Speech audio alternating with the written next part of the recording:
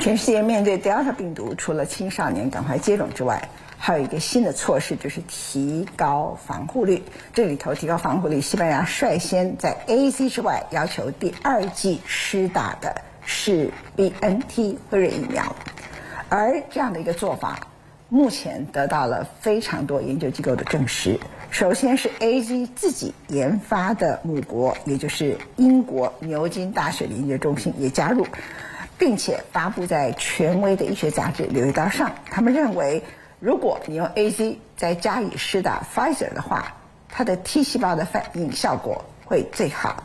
另外一个就是2剂都是 Pfizer， 这个是目前发表由英国牛津大学发布在《柳叶刀》杂志上头的一个报告。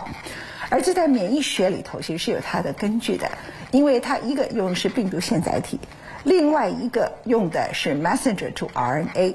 从某个角度来讲，混打它因为疫苗不同的制作方法，反而因为刺激的整个病毒的刺毒蛋白，它产生了更广泛的免疫力。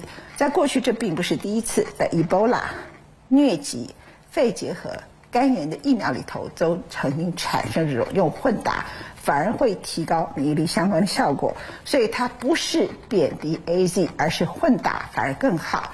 现在德国已经明定，为了面对 Delta 病毒，第1剂打 AZ， 第2剂打 BNT。The eyes of the world are once again fixed on Britain. After being the first Western nation to start a mass COVID-19 vaccination campaign, it's now testing a mix and match strategy. AZ 疫苗的研发母国弯下了腰，预示着英国疫苗接种政策可能大反转。外界称，此举不过是呼应了一个亘古不变的道理：穷则变，变则通。只要有扎实的科学数据证明，各国就算买不足最顶尖的新冠疫苗，照样能走出黑暗的疫情隧道。We're getting really short of supplies now. You know, there's just a limit how many vials or chemicals one can make in the world to vaccinate the hundreds of millions of people that have already been vaccinated. And so as we need to make sure everybody on the planet is vaccinated. And that's going to require, I think, this flexibility of supply. 灵活无疑是当下各国不约而同信奉的防疫教战守则。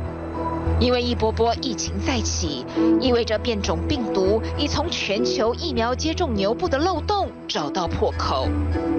当手中对抗病毒的武器疫苗高度受限于市场供应不足，越来越多国家希望透过混打找寻突围的抗变种解方。This is not a crazy idea that suddenly just come up because we're so desperate for vaccines for COVID.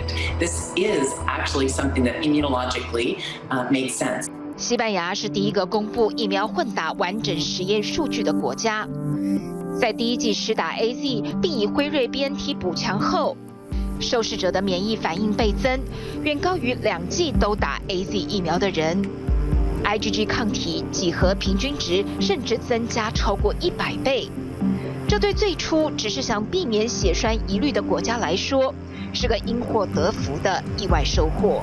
Efficacy of the vaccination is even greater, probably because you're, recruiting or targeting or activating different arms of the immune system. So there's sort of a synergy between the two different types of vaccines.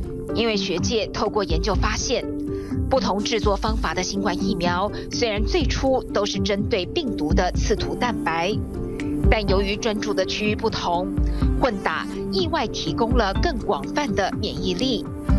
这类概念过去曾用于对抗伊波拉、疟疾、肺结核及肝炎的混合注射，几十年来对抗流感更小有所成。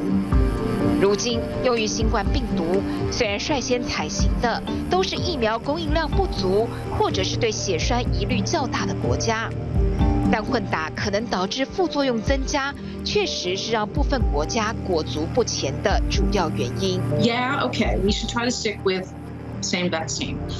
But if the system fails, what we don't want to do is turn somebody away coming for their second dose when we don't have to.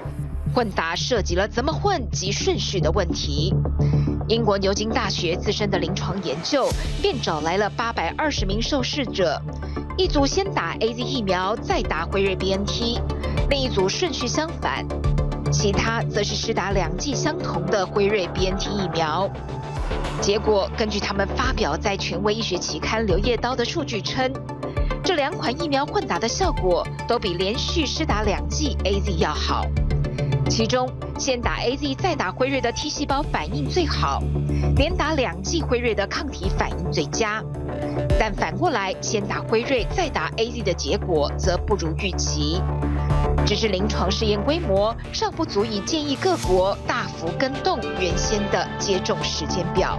We know that the standard schedules with AstraZeneca and Pfizer do protect against disease, so I think that should be the default option, where the vaccine supply may not be as predictable, and so you're almost forced or by necessity using mix and match schedules. 事实上，根据 BBC 报道，早在今年1月，英国出现疫苗短缺情形时，就已经紧急开放 AZ 混打辉瑞 BNT 疫苗。西班牙则是在实验数据出炉后，开放60岁以下混打 AZ 加 BNT。法国虽然在4月片面开放第1剂施打 AZ 的人第2剂混打 mRNA 疫苗，但完全没有自家做的临床试验力挺。不像谨慎行事的德国，疫苗委员会原本只建议年轻族群混打，但在德国总理梅克尔身先士卒后，考量高传染性的 Delta 变种将在未来数日内成为境内主要毒株。7月已颁布最新疫苗接种指南，第1剂接种 AZ 疫苗者，第2剂全面要求改打 mRNA 疫苗，但2剂相隔至少4周。至于北欧的挪威、瑞典、丹麦等国，随即也做出类似宣布，但都是基于疫苗供应不足的担忧。虽然美国自己也有条件开放辉瑞和莫德纳混打，但必须是在非常特殊的情况下，且相隔至少28天。对照与美相邻的加拿大，大开绿灯。加国首席卫生官员自认，这项决定经得起科学考验。Recommendations undergo evolution over time, and this is the next stage of the increased understanding of our vaccines. But I think it is good news that people now have the choice. 对加拿大来说，新冠疫苗施打的重点是安全且快速，只要符合这2个条件，就该立即采行。更何况，当下 Delta 等多款变种病毒环伺，随时可能再现风暴。他们认为，国家的接种政策必须伴随着疫苗供应状况，随时滚动式调整。